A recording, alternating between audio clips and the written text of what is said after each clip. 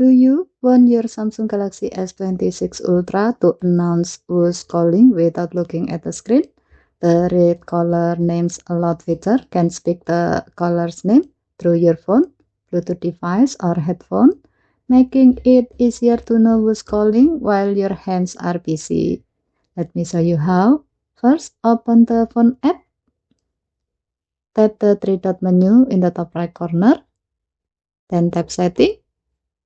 Scroll down the screen. Tap Answering and Ending Calls. Tap Read Caller Names Aloud. Now, turn it on. Next, choose when you'd like caller names to be announced. Select over Bluetooth and headphones only if you want announcement only when using a Bluetooth device or wired headphone. Or choose Always if you like your phone to announce caller names through the phone speaker as well. You can also enable read caller's name twice if you like the caller's name to be spoken 2 times before you answer. For this example, let's choose over Bluetooth and headphones only.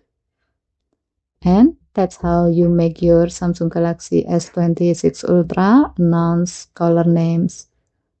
Thank you for watching. Please help to like and subscribe. Have a nice day.